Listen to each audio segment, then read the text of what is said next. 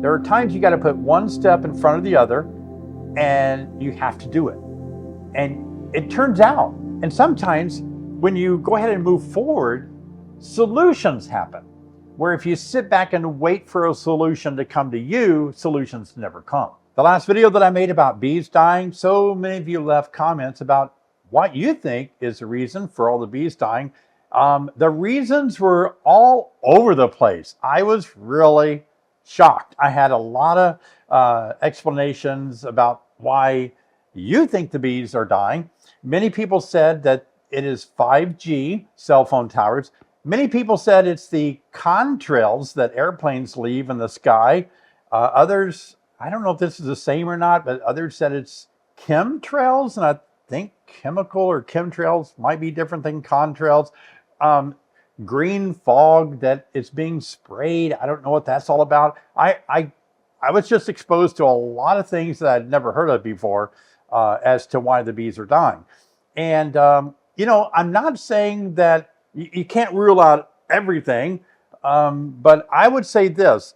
Of all the things that we're saying in the comments, I think one thing really needs to be paramount, and that is we need scientific data to support the reasoning behind what we're saying. That's how I feel anyway. And one of the things that I've heard too is that bird flu is what's killing the bees. I looked into it a little more deeply, and I want to let you know that I'm not a virologist. I don't have any expertise in this area, but I studied it, and what I came up with, all of us can speculate, right? We can all say, yeah, bird flu has now jumped to honeybees, but is that really true?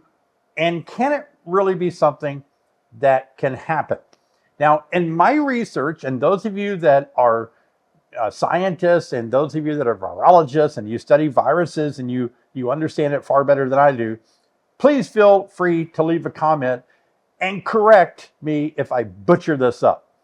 But the way that I understand this, and by the way, when COVID came out, I remember making a video. I've still got the video up because I did research immediately when COVID hit, and I had to research to make sure that I could speak to my beekeeping community and calm them down that no, bees can't get COVID.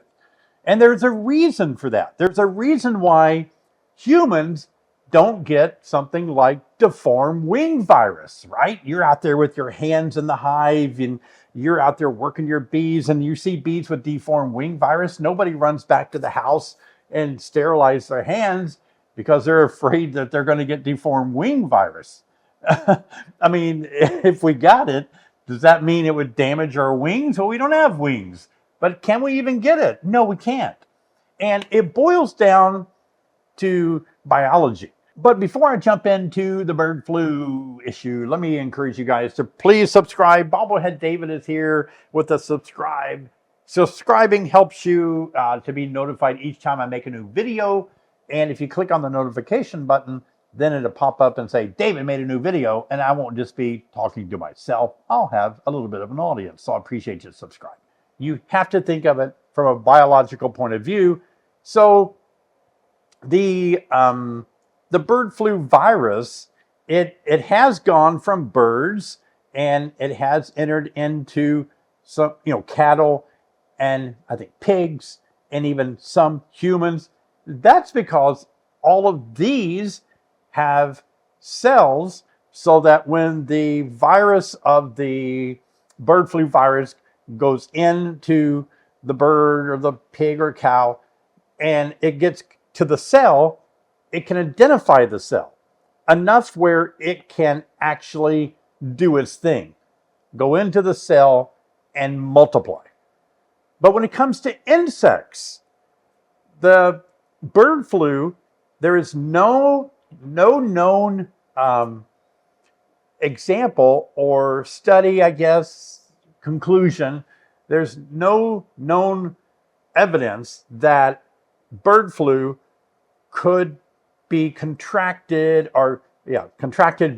into a honeybee, because the honeybee cells, apparently when the bird flu virus would be associated or close to a honeybee cell, it would not be able to identify that cell in such a way where it could immediately work out its cellular mechanism machinery and go to work multiplying. It's not a match. It doesn't work that way. Now, could it work that way? Because I know some of you are thinking, "Oh, wait a minute, it was just in birds and then it jumped to, mammals." And so is it possible that it could jump to honeybees, changing species like that? Is it possible that that's what's going on and we just have never studied it and we don't know about it?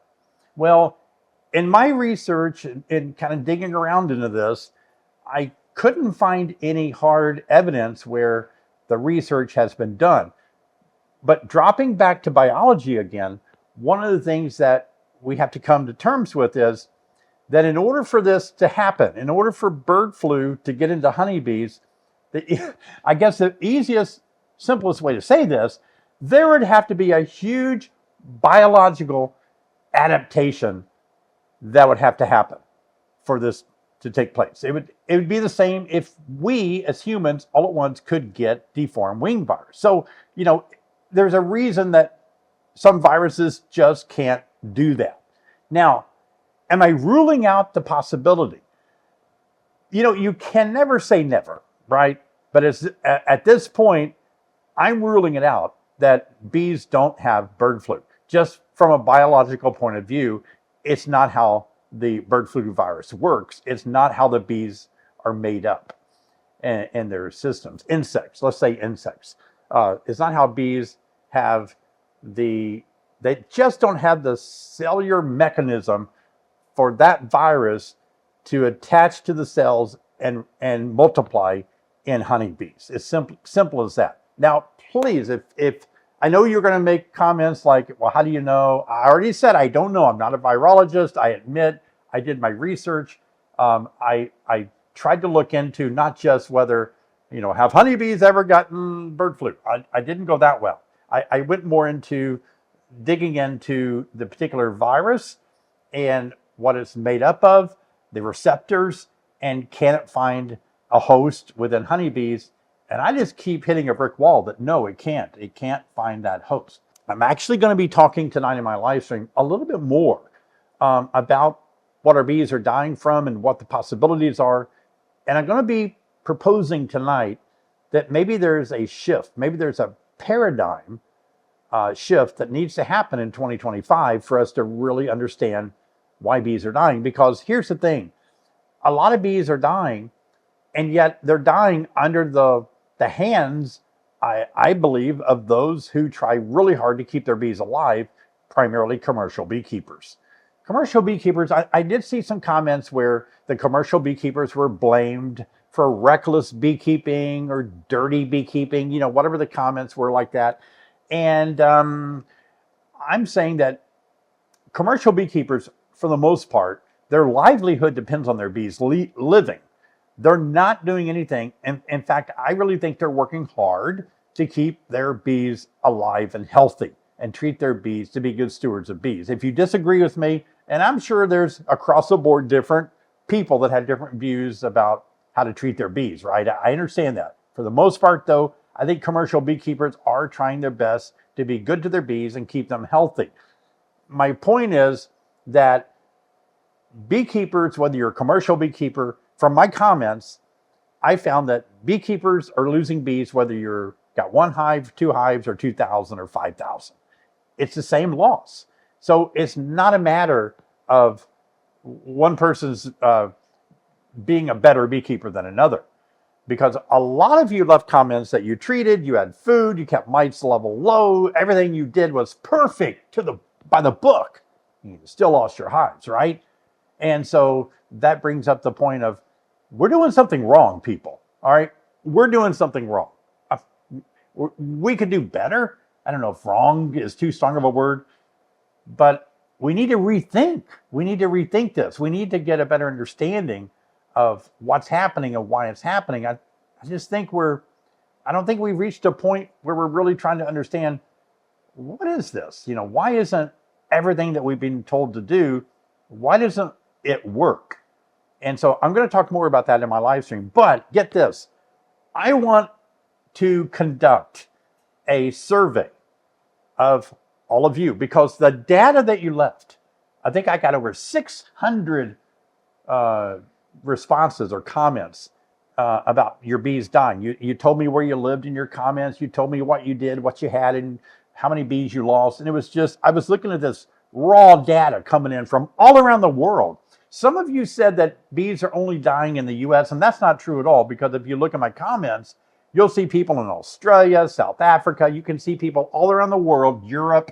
You'll see them talking about their bees dying just like ours are dying. So it's not just not a matter of something going on in the US. So what I've put together is I've put together a survey, and I'm leaving a link to this survey that I'm conducting. This is not a scientific study. This is just a survey of my viewers so that I can pull all the data in, and I hope to graph and chart it out so we can look at it. And I'm wanting to ask you, you don't have to identify yourself. You don't have to sign up or sign in. It doesn't cost anything. And don't ever give any personal information. Just let me know what you've already said in your comments. Let me know where you live. If you don't have to do that, but if you want to, you can say, I live in Tennessee. I started out with 5 hives. I lost 4. I'm down to 1. And then I ask questions like, did you treat for mites? If you did, what kind of treatments you left? I don't know how many questions there are. It's a real short survey, but the data would at least put us on some sort of a foundation of what to look at. Like, where are the bees dying the most? Maybe regionally? Is it based on the lack of treatment or the type of treatment that people are using? Is it based on the years of experience as a beekeeper? It would just be interesting. So would you do me that favor? I think it would be fun if we all participate. I suspect we could get this 600 of you that left comments to do this again. And this time the data would be pulled in, put into spreadsheets, put into colorful graphs and maps. It'd just be fun to look at. And it would give us a kind of an understanding of what the average beekeeper is experiencing.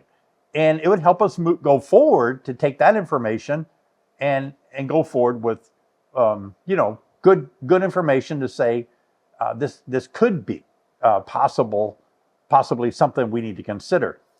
But you need to remember that just because something lines up, like correlation, doesn't always mean causation. And that's really important, I think. Because a lot of times correlation is present, right? I always use this example that, look, if you're carrying a cell phone on you, you won't be eaten by a lion. And people say, well, how do you know that? And I pull out my cell phone and I say, look, I'm holding a cell phone. Do you see a lion anywhere? There's no lion attacking or eating me. So, you know what I mean? So the correlation doesn't mean causation. We have to understand that we can always connect things, but it doesn't mean that's the reason. And that's what we're jumping to. So when you read my comments on my last video and you see all the responses, and believe me, I respect all of your responses. I need to move this clip to the beginning. I respect all of your responses, and I would not rule them out entirely. You know what I mean? I don't know. We are always shocked about how things happen or what we find out. So I'm never going to be a person that says no way, never. Like with bird flu.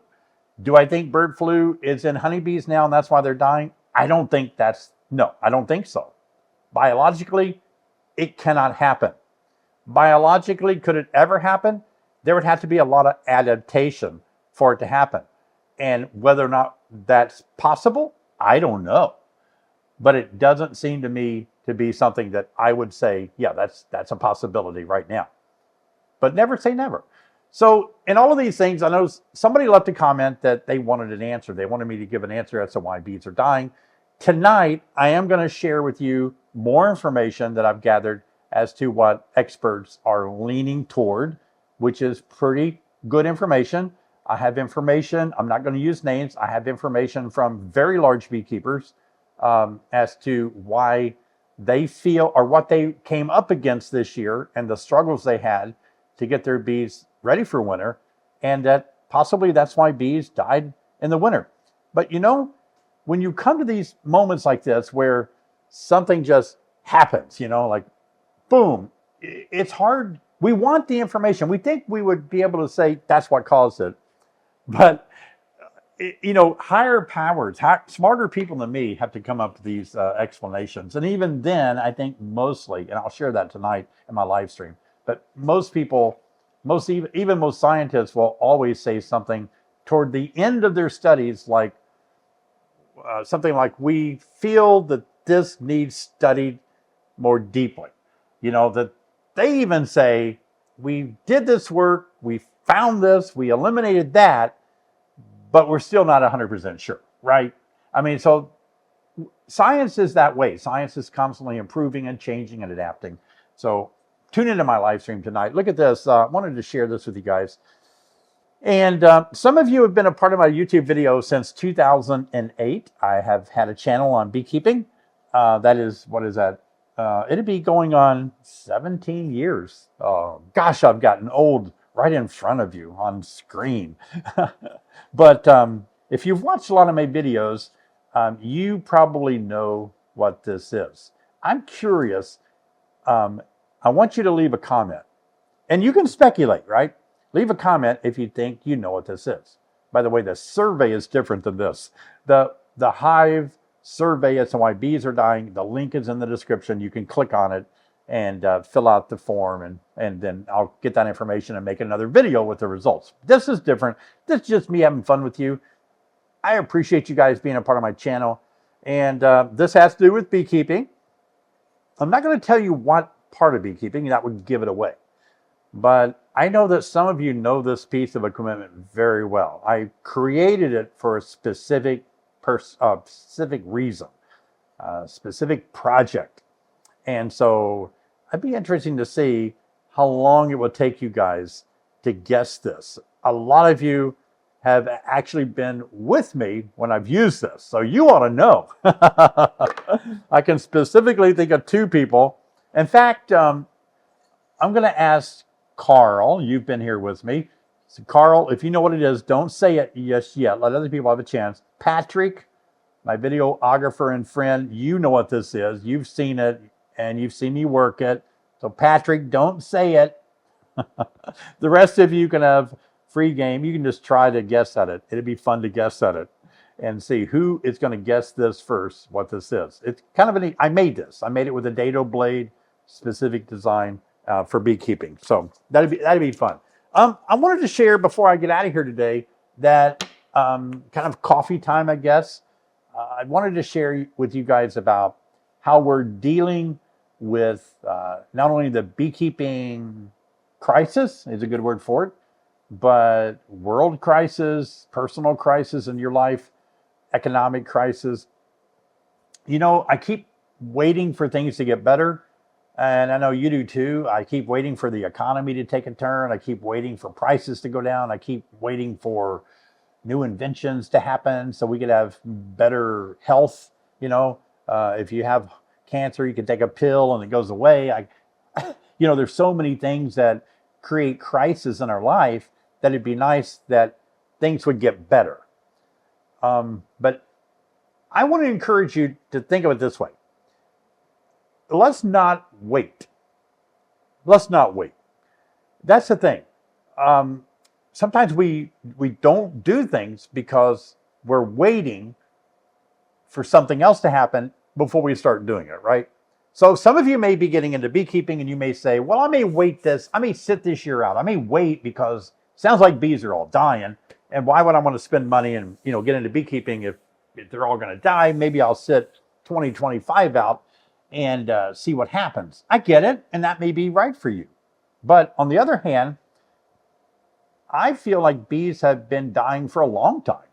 Every year we have more bees dying. We have more diseases or viruses that are discovered. You know, we didn't have mites, and then all at once in our country, and then all at once we had the rural mites show up. But some beekeepers quit. But, you know, when mites first came into the country, beekeepers did not quit. we just kept going and figured out how to battle mites. Same way with life. There's a lot of things in life that you might want to sit out. Like, I don't want to get involved in that. I want to wait and see how that turns out. I've been guilty in my younger self. I've been guilty of waiting for things to get better. I remember thinking when we were really young, Sherry and I thought, let's make sure before we have children that we have a little more money. A better way to say that is any money at all. Let's wait until we have a penny. We were so poor, but I don't know. Something happened. Nature took over and superseded us, right? And so we had children, and the money never showed up, and you just make ends meet. And so sometimes you just need to move forward. There are times you got to put one step in front of the other, and you have to do it. And it turns out, and sometimes when you go ahead and move forward, solutions happen.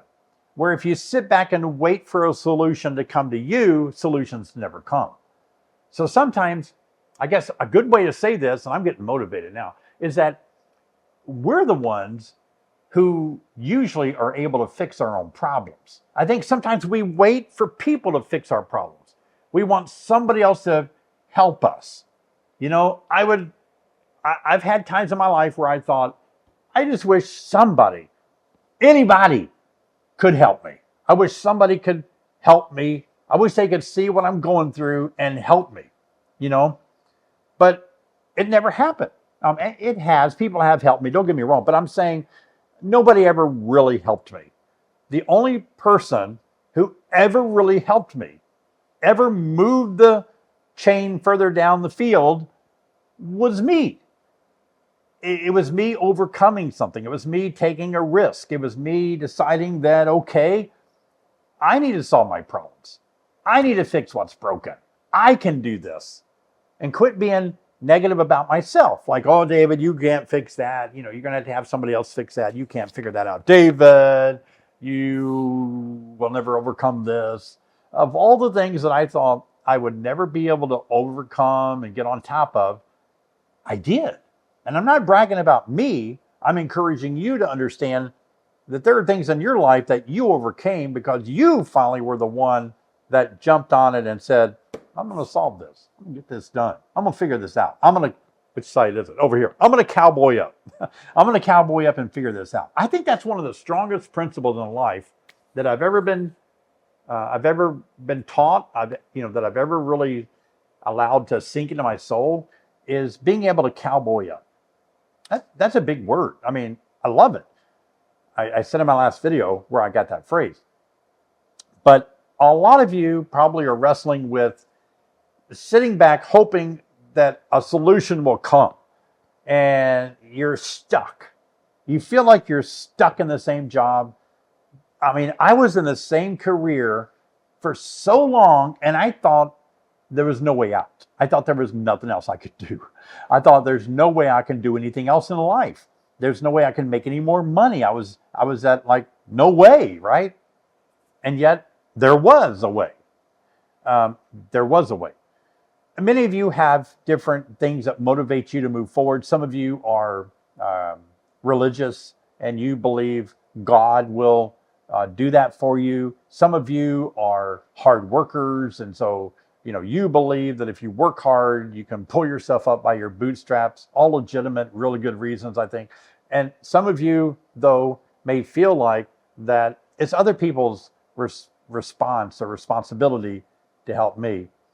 And it is all of our responsibilities to help each other, but that's kind of going out the window a little bit and everywhere with people. I think people are getting less and less supportive of each other or helpful to each other. There seems to be a lot more hate and a lack of kindness. But so don't sit around and wait for others to motivate you. Be your own motivation. I've been reading a book. I rarely do I make these references, but this is coffee time. Sherry and I started reading a book together and talking about it, and it is by Mel Robinson. And the title of the book is, this is not a paid promotion, it's not a paid video, promoted video or anything. I'm just telling you what I'm reading. And the name of the book is Let Them. Lethem. Let Them. And one of the things that she talked about, and I've actually done this for many years because I think I remembered when she said it back, I think she created this saying in 2017 maybe, but she said that sometimes she was going through a hard time. She had a hard time getting motivated to get out of bed. You know, she was in debt. She was going through struggles, life, and all that. So to get moving a little bit better, she found a way to say a countdown. Like if you're in bed, you're depressed, you can't face another day, you owe too much in bills, and you're sick, and you just can't face tragedy or hardship anymore. Sometimes the depression keeps you in bed. You don't want to face another bad day. She said she counted down to motivate herself to get out. She would say 5, 4, 3, 2, 1, and then she would just start. I tell you what, I bet there's at least, I'm gonna say probably anywhere from at least 100 videos that I've made. I think I've made 800 or 900 videos on beekeeping.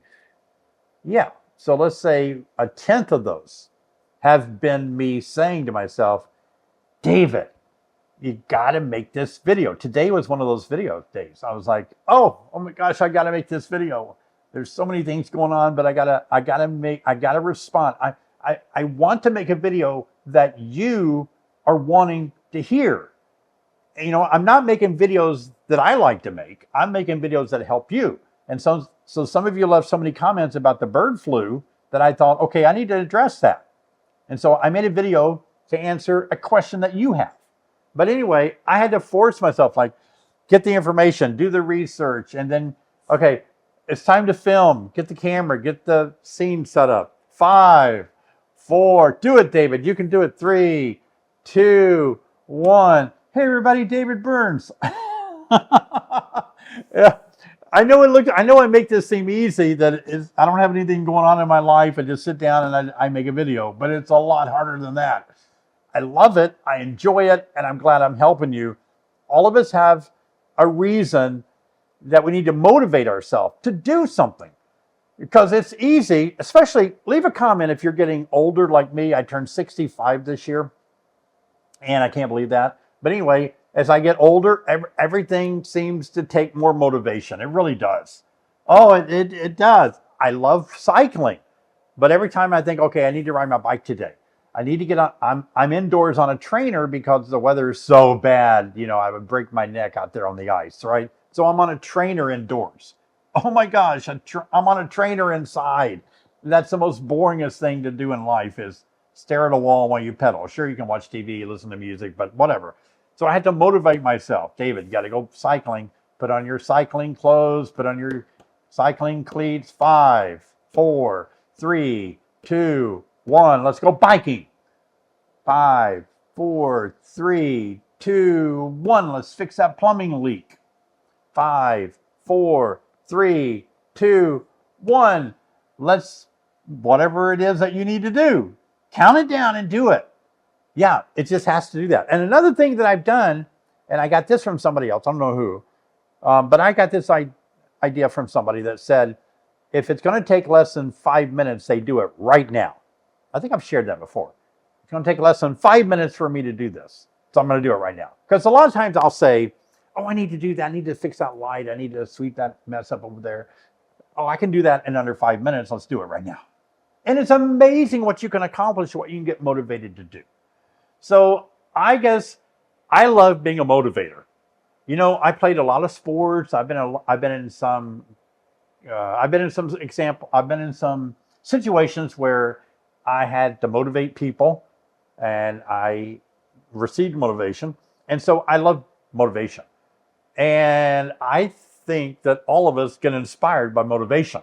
Let me just try to motivate you. Are you ready? I'm a pretty good motivator. Let me try it here, okay? All right. Look, you're okay. Are you perfect? No, I'm not perfect. Nobody's perfect. But you're okay. And I know you got a lot on your plate. You're spinning a lot of plates, aren't you? Fine. It doesn't matter how you got here. You're here spinning a lot of plates. You're here worried about a lot of things. You're here struggling with a lot of issues. All right. Let's not fault yourself for getting here. It doesn't matter. What are we going to do now that we're here? We're going to work our way through it, okay? We're going to work through it. Pretend you're stuck in a swampy, muddy area and it's dark and raining on you.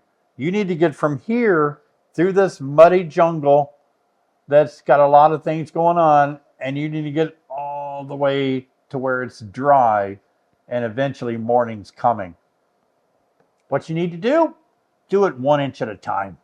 Yeah, just go. Start, push yourself. You can get through there. Tomorrow's coming. The sun will rise, and you want to be there when it does rise. So whatever you're going through, however muddy it feels, however bad it feels, you're okay. Can you just take another step? Come on, 1 inch. Go a little further. You know what the first determining factor that you need to come to in surviving is? The determination to survive. You have to tell yourself, right now, I may, die. But you say to yourself, no, I am determined that I'm going to survive this. And you start thinking, how will I survive? And you just keep going forward, problem solving, moving forward. You can do it. Oh, I think it's exciting. Now, I've kind of dived deep, I guess, but, if you're just struggling with bees, thinking about getting out of beekeeping, okay, maybe you need to. There's nothing wrong with that. Maybe beekeeping, man, you're done. It was nice knowing you. Thanks for watching my videos. I'm glad you tried it. If you wanted, as Navy SEALs say, if you want to ring the bell and leave, hey, it's your privilege. Nobody hates you. It's your call. You tried it. Good for you. But if you're leaving just because it feels muddy, feels wet, feels dark, getting rained on, I'm just saying an analogy here, but if you just kind of feel like, I don't know. All right, don't give up because it doesn't feel good. My goodness, if we quit every time it doesn't feel good, we ain't going to do nothing. All right? Well, I mean, what woman would ever have a baby? Because it doesn't feel good. Am I right or am I right? You just don't do things because they feel good. You do it because it's right and because you need to be motivated, and there might be a light at the end of the tunnel that you need to keep working toward. So be motivated today, all right? Be motivated and be encouraged. You're going to get through this. You've gotten through a lot of stuff. Look at all the stuff behind you that you got through already. You've already overcame a lot of stuff. That should have taught you. You've got it within you to really focus on moving forward, all right?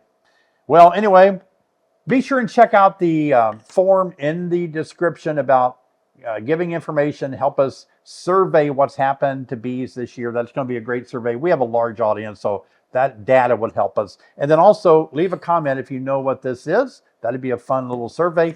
If you are getting into beekeeping in 2025 and you are just finding out about bees and you want to know more about it, I made a video several years ago about how to start beekeeping. Love for you to join me over there. Check it out right here. See you guys over there.